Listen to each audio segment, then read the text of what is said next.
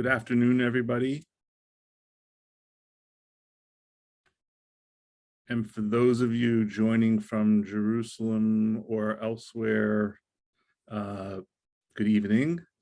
Before we begin, I want to take a moment, because we are the Boston Jewish community here hosting this program here at JCRC, just to acknowledge and mention and sit with what's going on in Ukraine today.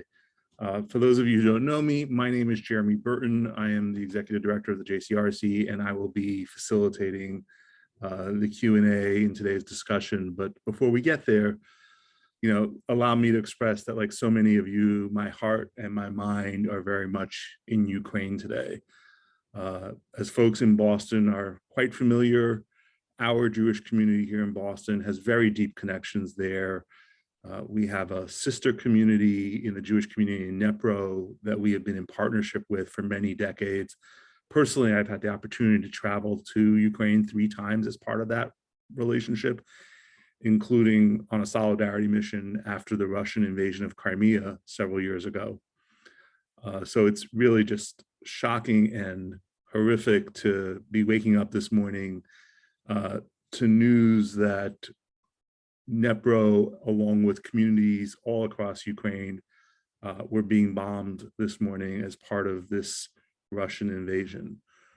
Our partners at Combined Jewish Philanthropy continue to steward that partnership with the Dnipro Jewish community. They continue to be engaged and supportive. Just last week, CJP made emergency grants in the amount of $100,000 to our friends in Ukraine. I can share with you that in the coming hours, CJP will be sending out to the entire community more information about the work, what's going on there, and how people in our community here in Boston can support emergency relief in Dnipro and Ukraine. If you are not on the CJP mailing list, we will certainly post information about that emergency campaign on JCRC's sort of platform, social media, whatever. So in my newsletter tomorrow. So please look for that there as well.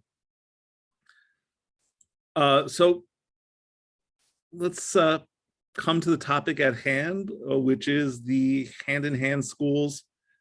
As I said, I'm the Executive Director of JCRC, Jeremy Burton. As many of you know, we at JCRC run 2 study tours to engage with Israel and the Palestinian areas every year before COVID. And we offer an opportunity for community leaders throughout the Commonwealth to experience the region from a variety of perspectives. Our participants meet with Jewish, Muslim, and Christian Israelis and Palestinians to gain a better understanding of the complexities and challenges facing Israel in the region.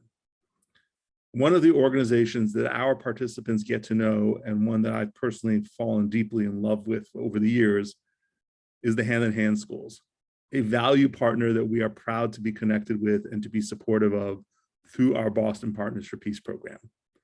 Boston Partners for Peace is an initiative of JCRC, and it's an expression of our commitment to supporting Israelis and Palestinians that work together on a grassroots level to create mutual recognition, dignity, and creating the conditions for peace. We believe that a fundamental component of resolving the conflict between Israelis and Palestinians is to invest in partnerships among the 2 societies. Our work at JCRC and through Boston Partners for Peace amplifies the voices of people and organizations who are doing this important work on the ground. The Hand-in-Hand Schools were established to combat the growing social alienation and lack of trust between Jewish and Arab citizens of Israel, with a belief that education is key in changing that. They now have schools all over Israel, including in Boston's sister community in Haifa, and continue to expand their reach. I'm very happy to have with us today Danny Elazar, CEO Hand-in-Hand, and Nadia Kinani, Hand-in-Hand's Education Director, who will share more with us about the Hand-in-Hand Schools and their work to build a shared society. We'll start with a brief presentation, and then we'll get into Q&A. As a reminder to our audience, for those of you who are new to us as well, please use the Q&A function at the bottom of your Zoom screen to submit questions. Danny Elazar joined Hand in Hand as CEO in January 2018. Prior to that, he was working at the Hartman Institute as the Vice President of Israel Programs. Nadia Kinani has been the Education Director of Hand in Hand since June of 2020. She's been with the schools since 1998 when she joined the group of founding parents and began teaching first grade. And she was later appointed principal of the Max Rain Hand in Hand Jerusalem School, which is very familiar to many of our study tour participants. You can read their full bios on the Hand in Hand website, and we'll include a link in the chat. Danny and Nadia, thank you for joining us today. You have to unmute. And now we know we're in a Zoom program. Yeah, right. Thank you very much, Jeremy, and thank you for the introduction, and thank you also for the words about Ukraine. I think we all are with our hearts and prayers with the Ukrainians these days, these tough days. And to Hand in Hand. Thank you all for joining us to this program this evening. And we're very happy and proud to present to you and talk to you and have your questions about Hand in Hand. And what we'll do is we'll give a short presentation about Hand in Hand, also a short video to take you through one of our schools for 2 to 3 minutes. And then we'll be happy to answer your questions. So Hand in Hand is a bilingual, multicultural, binational network of shared Jewish, Arab schools and communities in Israel. And saying that sentence, that is something very unique in Israel. For those of you who know the Israeli educational system, in Israel it's a separated system. The system is built from a Jewish stream and an Arab stream, and the Jewish stream is also built from different streams within Israel, within the Jewish community, Orthodox, secular, ultra-Orthodox, and the same in the Arab stream. Israel altogether, in many ways, is built from separated communities. Most Jews and Arabs live in different cities and towns. We don't live together beside a few mixed cities in Israel. We go, as I said, to different schools. Many times we also work in different places. We also listen and read different media. So Israel in many ways is a separated society between Jews and Arabs, and we don't get to meet each other. I'll say on a personal level, and this is something that hit me at a certain point when I wasn't still in my previous role in the Hartman Institute. The first time I had a deep conversation with an Arab in Israel was when I was 44. Arabs are 20% of the society in Israel. That's a big minority in Israel. This can't happen that we only meet each other when we're at such an age, or sometimes don't meet each other at all. So this is the change Hand in Hand is doing. This is what we're trying to change from within the system. So our schools, our networks of schools and communities actually bridge between these two streams, the Jewish stream in the educational system and the Arab stream in the educational system. And we put together schools in which Jews and Arabs study together. We try and have it evenly divided, that 50% of the staff and the students are Jewish and 50% in Arab. We study and teach in Arabic and in Hebrew. We have a multicultural calendar for the schools, both learning about the different holidays and celebrating the different holidays and going on vacation on all holidays, which is very different from what happens in the regular system, in the Jewish system or in the Arab system. We bring both narratives into the school, the Palestinian narrative and the Jewish narrative, into the conversation of the school. And we discuss it, where the idea is that the students and the staff, each one deepens their identity, but also learns how to accept other identities and have an open conversation with them, an open discourse about the different topics we have in the school. We believe that this is the way to create shared society in Israel.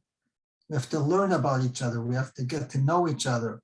We have to study each other's narratives. We have to talk about these issues. We have to have this discourse in order to change society from within and to begin with the educational system.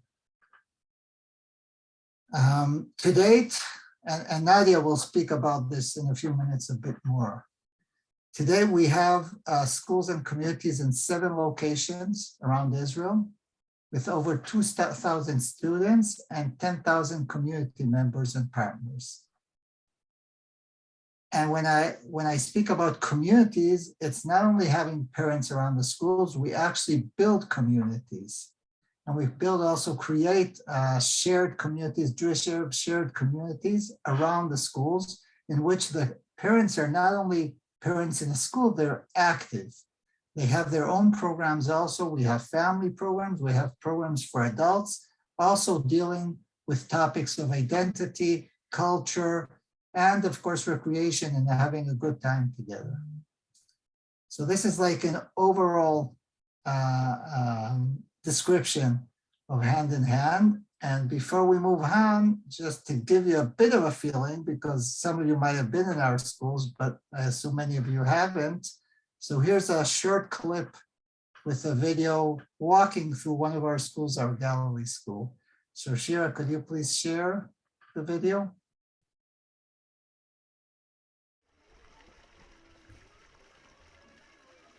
Hello, welcome to our school.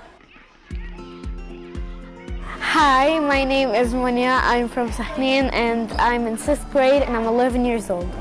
Hi, I'm Tamar. I live in Lavon. I'm in 5th grade. We are very sorry that you couldn't come to see our school. So we wanted to show you around and tell you lots of stuff about our school. Our school was made in 1998 on September 1st. It was made because they wanted that Jews and Christians and Muslims to learn together and not to be scared in the future to talk to anybody that you don't know.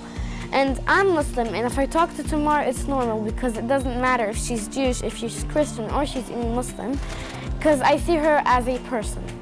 In our school, we have the PBL, Project-Based Learning. Now, my friends are going to show you other projects that kids are doing this year.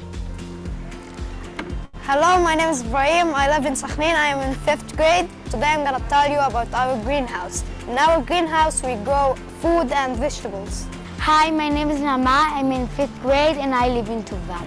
So today I'm gonna tell you about a recent project that we are doing. We're trying to save energy and this is one of our materials for it to save the energy. שלום, קוראים לי לוטם. אני בן 9, אני בכיתה ד' ואני גר בקמון. השנה הפרויקט שלנו למעשה הייתה יצירת בובות. השאלה הפוריה שלנו הייתה איך אנחנו יכולים להעמיק את הקשרים החברתיים בכיתה, ולדעתי זה פרויקט מאוד שווה. Hello, my name is Shefa. I live in Panaton. I'm in 3rd grade. This is one of the projects. It's a calendar of all the holidays of the Jews, of the Muslims, and of the Christians. These are here that my kids in the class chose. I chose my sister as my hero because she has a disease in her muscles and she climbs and she helps other people that also have problems in their body. She helps me too and I love her and that's why I chose her. Hi, my name is Manar and I'm the principal of the school. So in our school we work a lot through projects, and I think this is a great platform to encourage kids to work around a shared objective despite the differences. In each project we actually encourage kids to ask questions that are connected to their surroundings, to environment, to political issues. And by doing that, we seek to make impact on our surrounding, not only by being an Arab Jewish school, but also by being a school that is here to make a difference. Thank you for coming on the tour with us. We will be very happy if you will come to see us soon. Bye! Bye!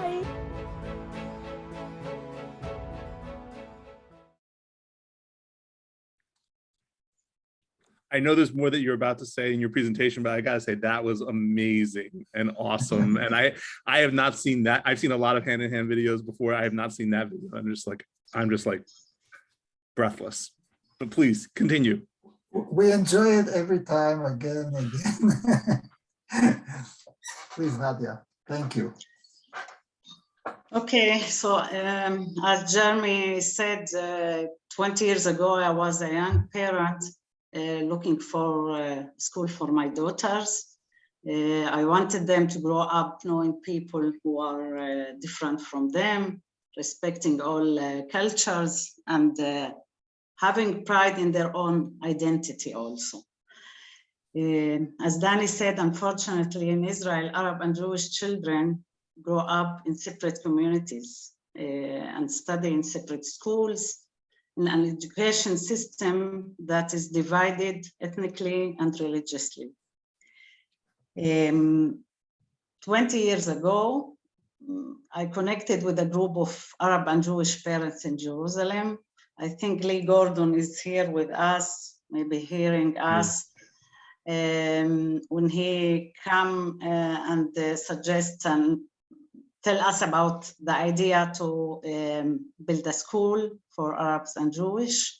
And together we decided to be part of this idea of building Arab and Jewish school for our children, where they could learn side by side.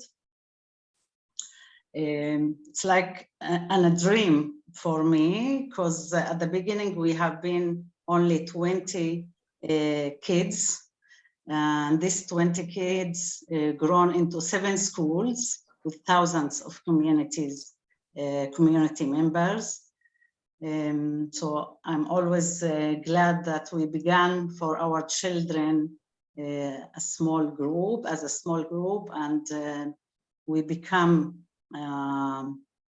into a broad movement for social change, and it's something so huge. As a teacher and a principal in Hand School, I took part of building and teaching multiculturalism and bilingualism in Hand, and it was really a big challenge. As a teacher, I didn't know how to teach kids with different backgrounds. I didn't have training how to teach Arabs and Jewish kids, and how to teach Arabic to Jewish kids at the class.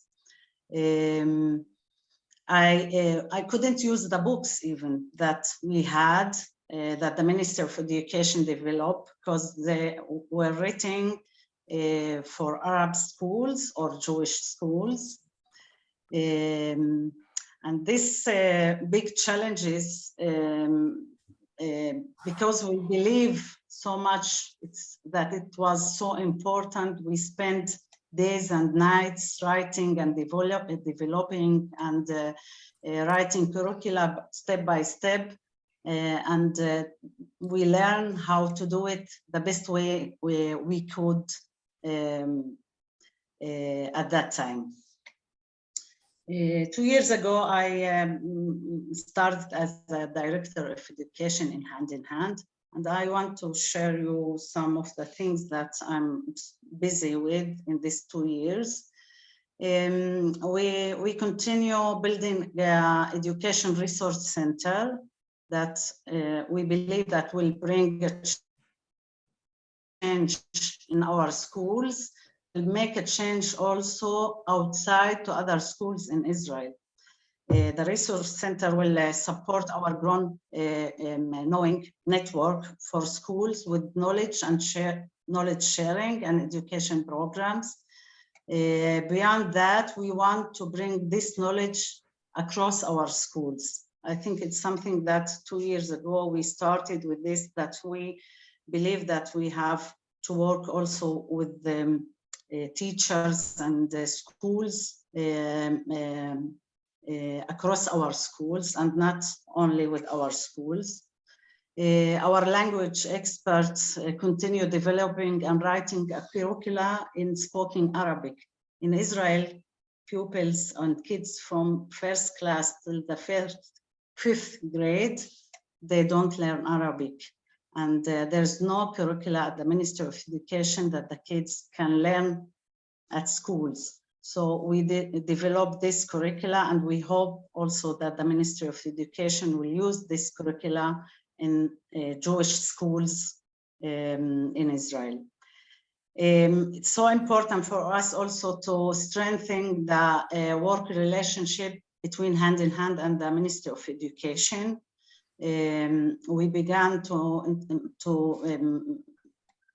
make a dialogue with them and to have their support to be able to share our knowledge and educational field in Jewish schools and Arab schools. And we feel that they are more open-minded now, and they are open the doors to let us get to share our knowledge and our curricula with the Ministry of Education. Maybe I stop now and later we can answer questions. Thank you.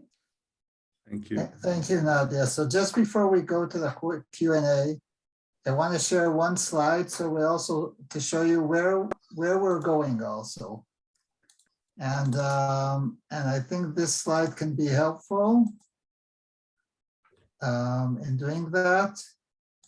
And when we look at our vision looking forward, I'll just run through this so everybody can get an idea. We want to make sure that we have schools in every mixed Jewish and Arab locality, and that means we want to approximately at least double the number of schools in Hand.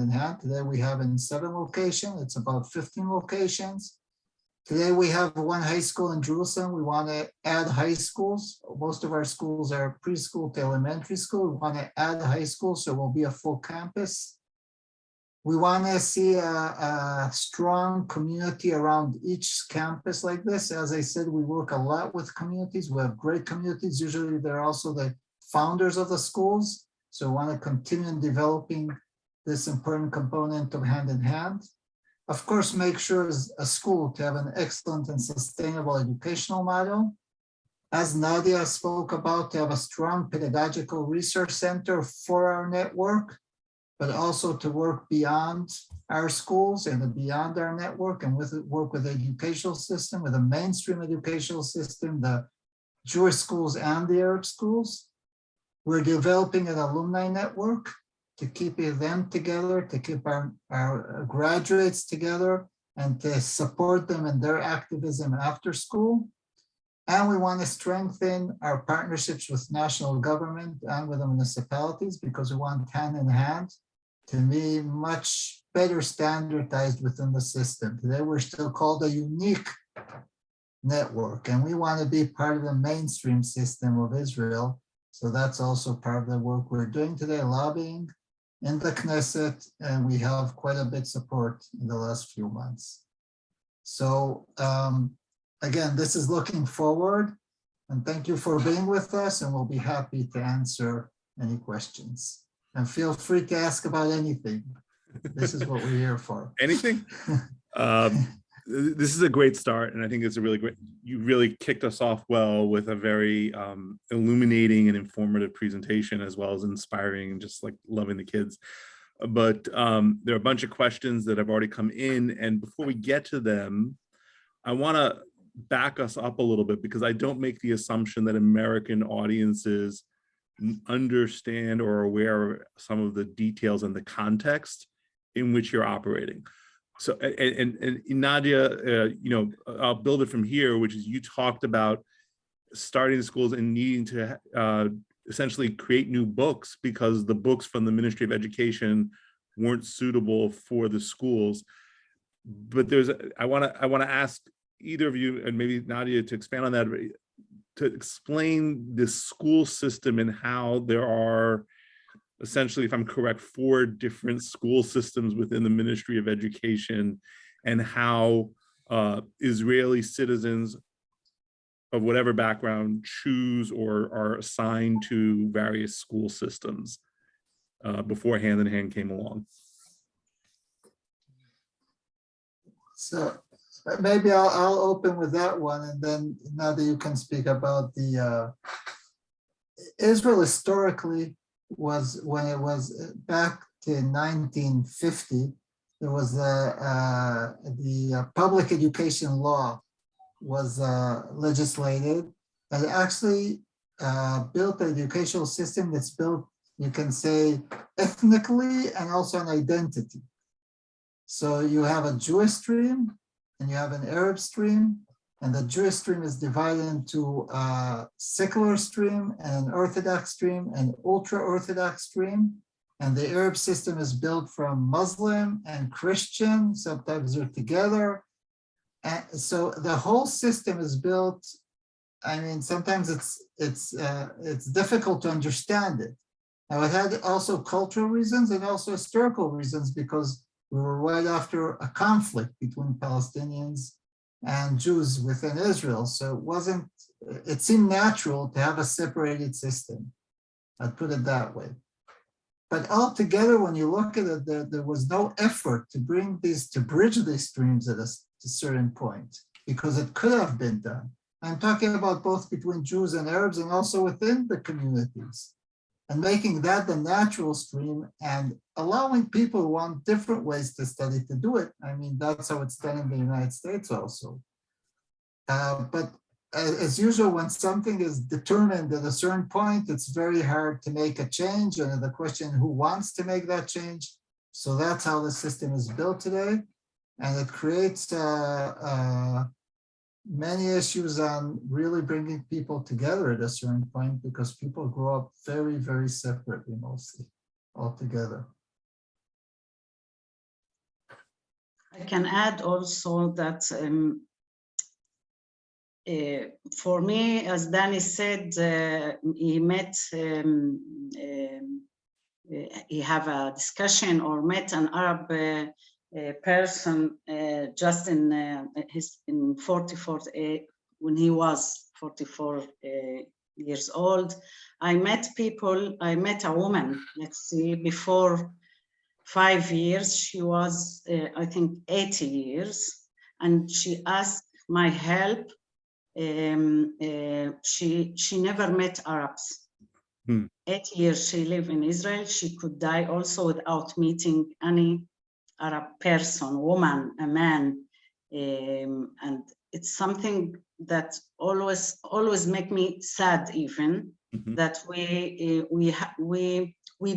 can't choose to live together. I didn't choose to live in Arab city. I didn't choose to learn in Arab school. I didn't choose to be far away from Jewish people till I met people in hand. So this reality, it's for me, it's so difficult, and I feel it make us hate more, because we don't know each other, we don't live side by side, we don't know even the culture of the other side. It's like we are living in separate way and we don't know each other, and it's something so sad that we can't choose. I'm a privilege that I got this chance to be in hand and raise my daughters with Arabs and Jewish, but it's something that so many parents and families don't have. So it's something that sometimes I can't understand why. I appreciate that very much, and I appreciate you sharing this openly. Something, Nadia, that you said earlier, you said that the ministry is more open-minded now. And so I'd like to explore sort of over the years now, it's been over almost 25 years, how the political, governmental relationship, the landscape has changed for the hand-in-hand schools. It's my understanding early on there was really no support from the ministry or the government for the hand-in-hand schools, that has changed over the years. I'm wondering if you can speak more directly to what that openness has been and how that's affected what you are doing as a school system. Maybe I can add that 2 years ago we had a call from the municipality of Jaffa, Tel Aviv, There's in Jaffa there are 14 kindergarten that there's kids, Arab and Jewish kids, that they learn as a Jewish kindergarten, and they ask hand in hand to help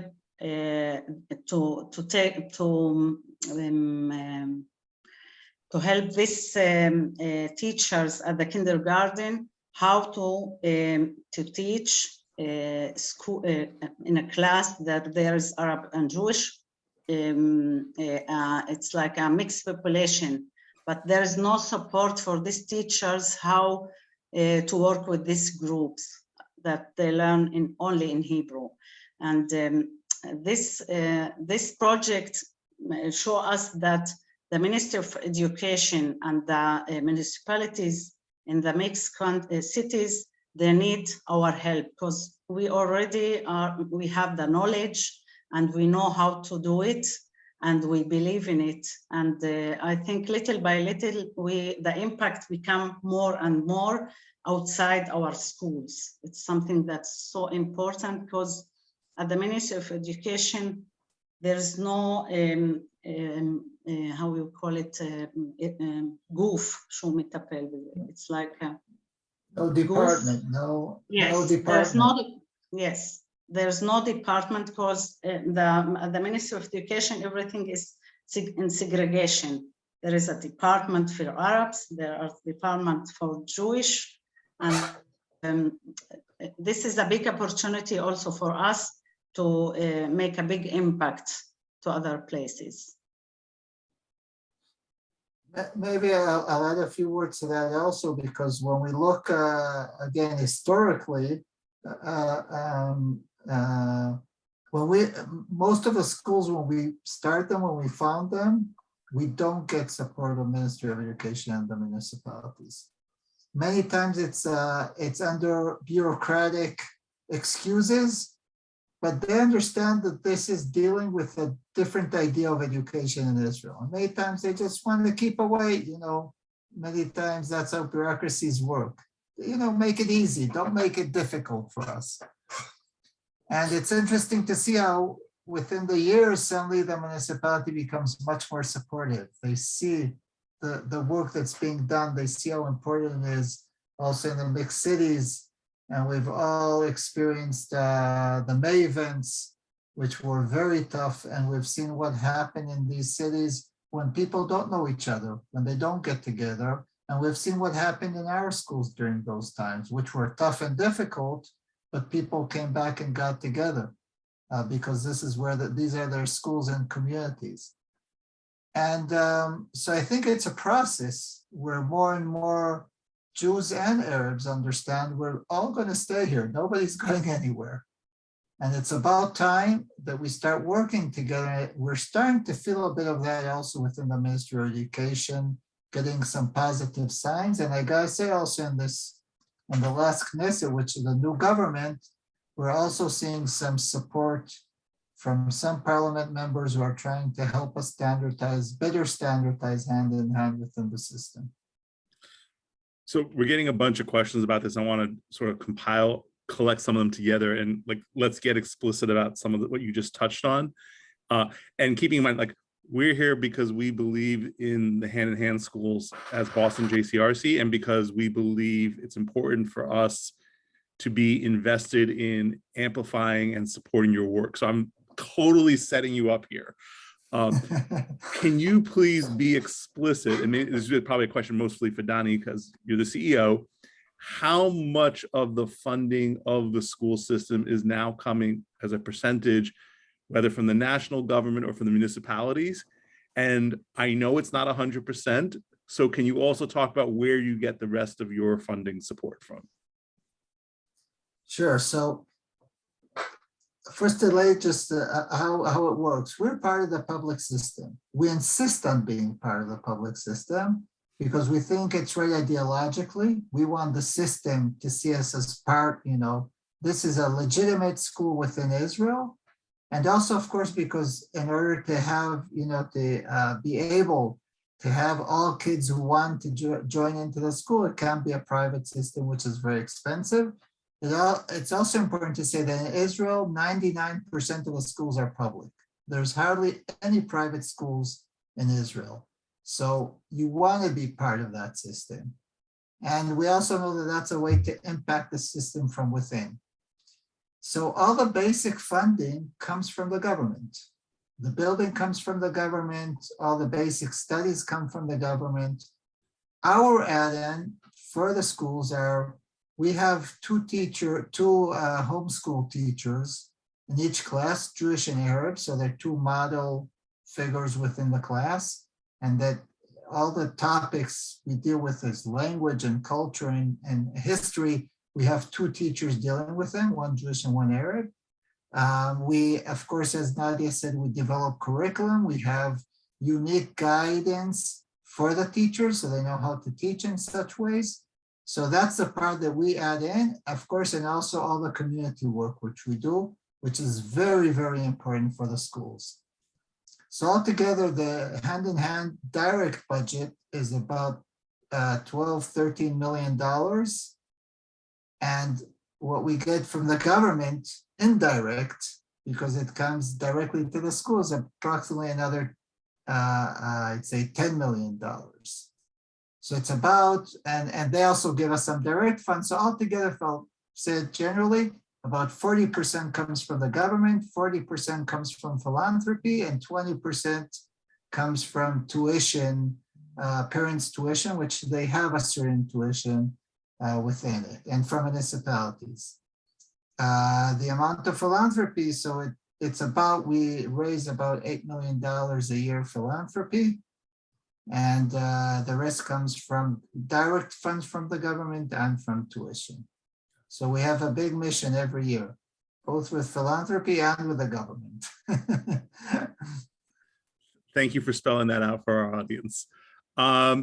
Nadia, I think this question might be more directed at you, for you to address. And we were talking briefly before we started the program about COVID and how COVID has impacted some of the experience. But I'd like to ask you how this 2-year period, and obviously we have also had experiences with how it's affected education in the United States, how COVID has influenced the learning, the curriculum, what you're doing with the students in the educational model, and what that's also done in terms of the sense of community for the students. I think the effect of the COVID was so difficult for our schools and community, because usually we live in separate places, and the school is the place that we had the meeting, including teachers and kids at school, pupils at school. And at these 2 years, the kids, they almost didn't have, they didn't meet each other. So it was so difficult to bring them together and to try to keep them in touch while they are learning by the Zoom. And so it was really a big challenge, and the teachers and the principal made a huge work to bring the kids, to keep in touch with the kids, and to try to find a way that they still keeping in touch together. The other challenge was when we find that there is a gap between virtual lessons in Hebrew and virtual lessons in Arabic. We had really minimum lessons that were the teacher can use it at the Zoom, and more lessons that were virtual and technological way. And the Arab teachers started to build and develop special lessons that they can do for the kids from the minimum. And it was so difficult to see that the Jewish teachers had so many lessons and so many websites that they can use it in teaching lessons in Hebrew.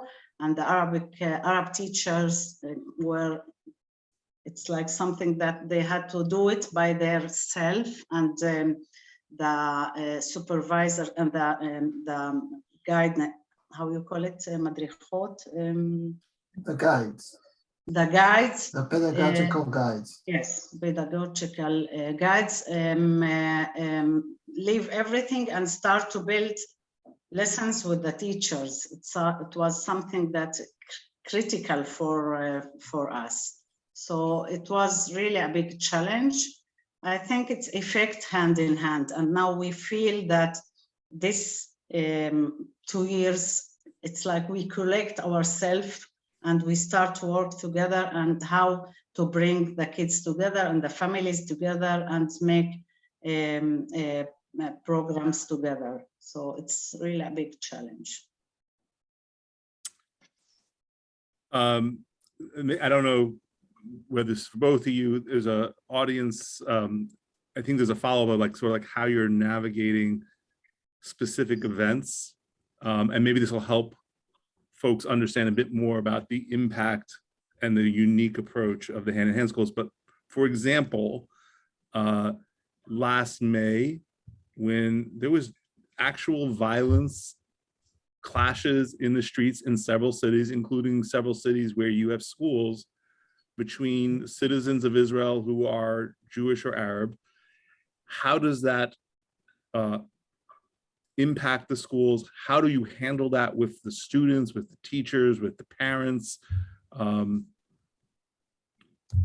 us a little bit about that and help us understand sort of how the schools live in an environment where things are going on that create the tension that you are trying to create a bridge around. So let me describe what happened in May, and then I'll take it to a higher level of how we deal with it. But it will be just, I mean, May events, it's not that they were completely surprising. I think the intents of them was very surprising because there was tense already before. But how intense it was and how violent it was, I think that was a bit of a shock for us, for everybody, for in Israeli society.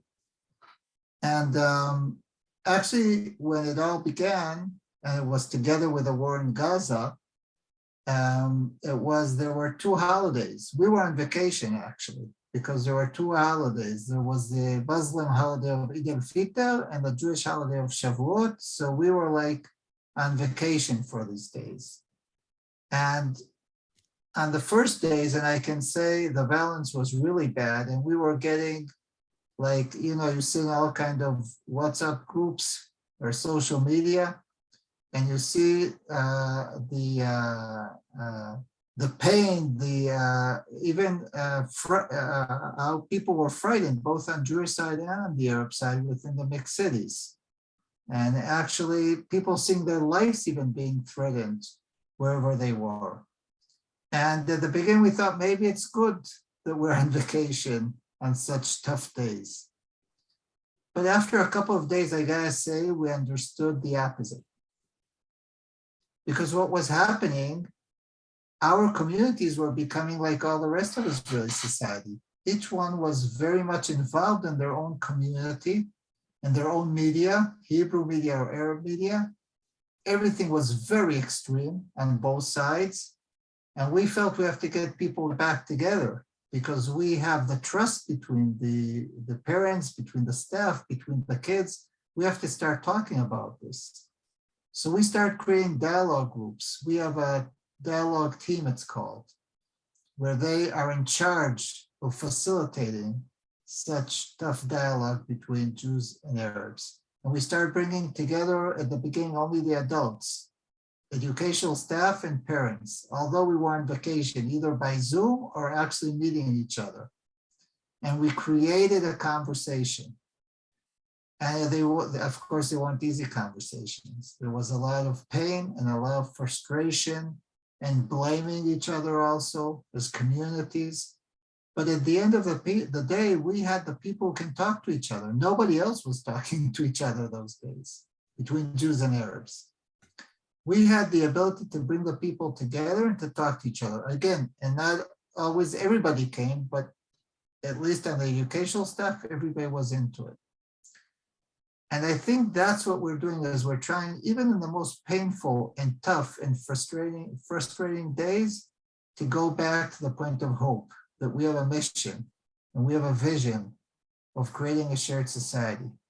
And we are friends and we trust each other. And we trust each other also in days where it's very difficult to trust each other. So we started these dialogue sessions and educational staff, parents, and that was the way we also could bring the students back to school after these violent days, especially in the mixed cities where they actually felt that they were part of it.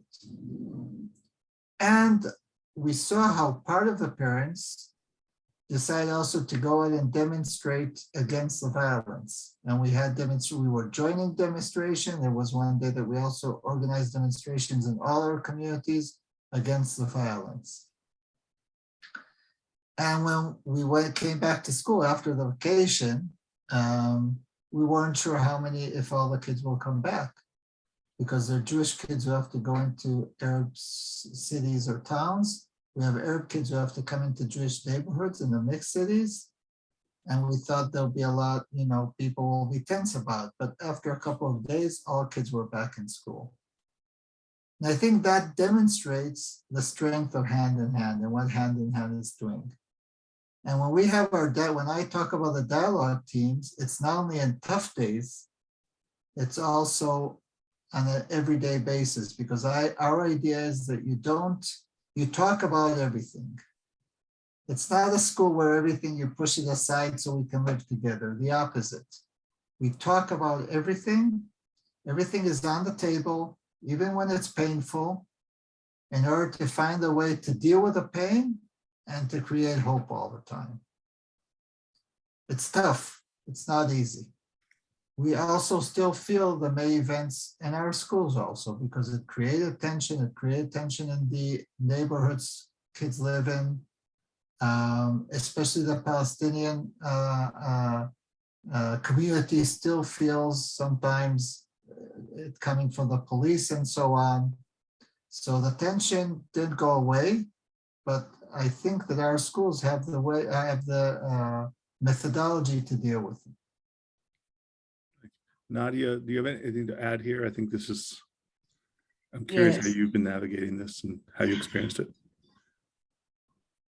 I always said in Israel, in every Sunday and in every Thursday, we have tense days. It's like, it's something that we live in this situation, but what happened last year, it was more difficult because it's like, it was nearby our schools. It's like, it was so close to our houses and to our schools. And the difficult for me was that I had pressure from around what you are doing with this, in hand.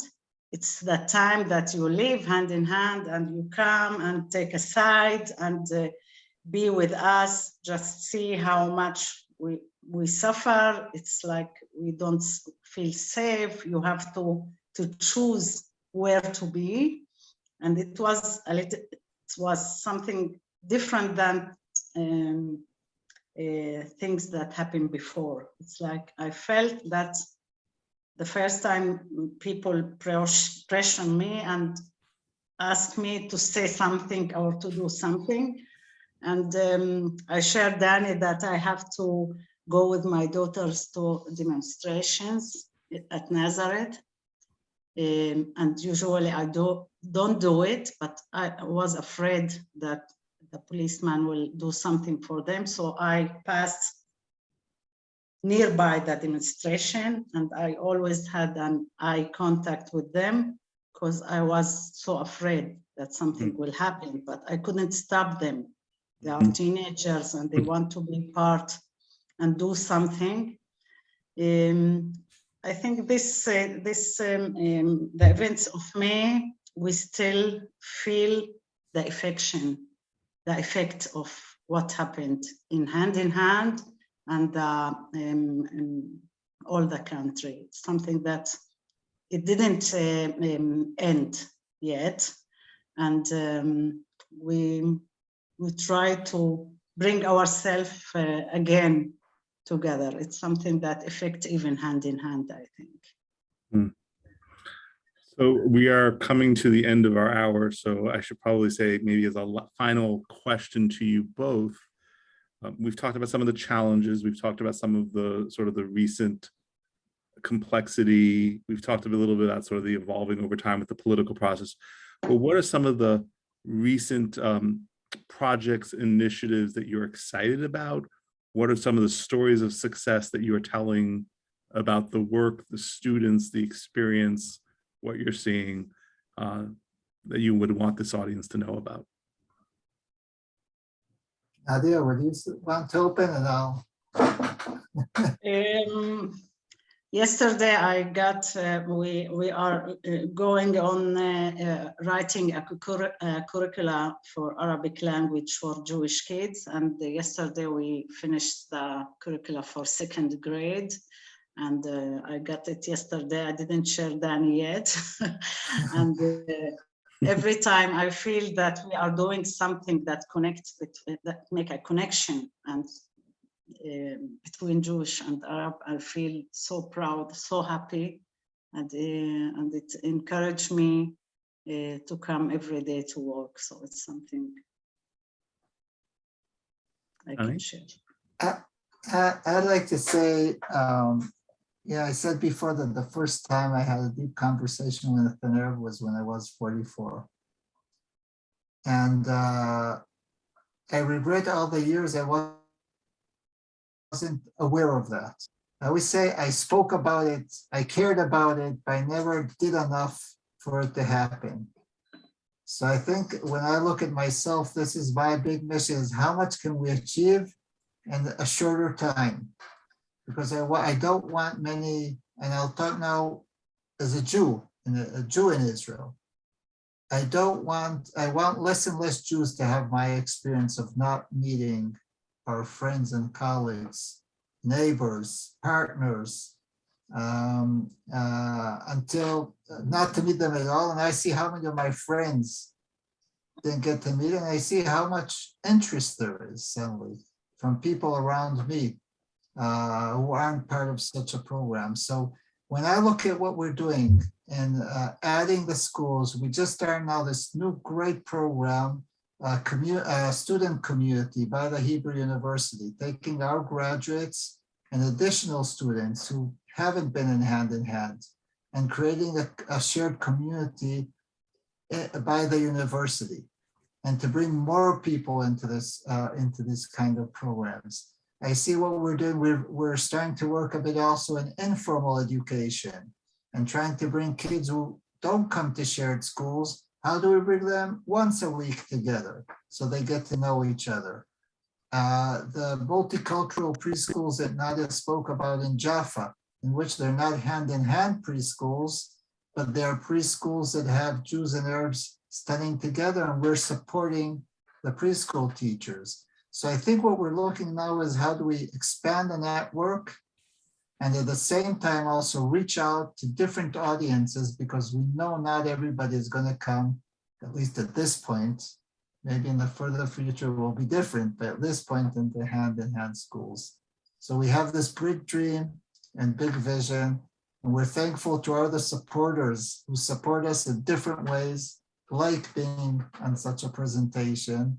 So I really would like to thank you very much for having us today. And if people have more questions or want to hear more about us, just contact us. All our contacts are on the website, and you have them.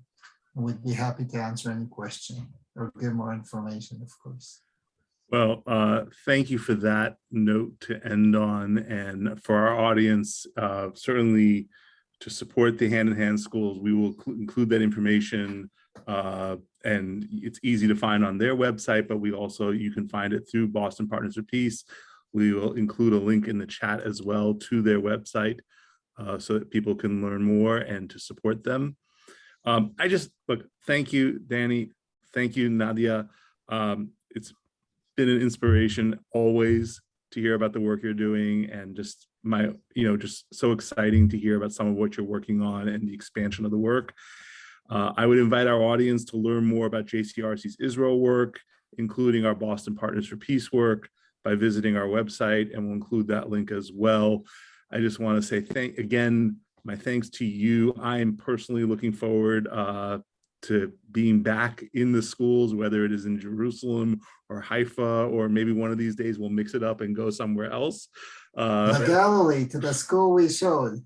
We will definitely, I definitely want to visit it now. So thank you all, and thank you to everybody. Our next speaker program will be on March 8th, again at noon Eastern time. I will be sitting down with Amy Spitalnik, the Executive Director of Integrity First for America, which successfully took on the Charlottesville neo-Nazis in court, and with the Reverend Willie Broderick, Senior Pastor of the 12th Baptist Church in Roxbury. Together, we'll be discussing how extremism has seeped into the mainstream and what we can do together about it. We'll include a link to our speaker series, and we'll include a sign up in the follow-up email. Thank you all very much for joining us, and have a good day.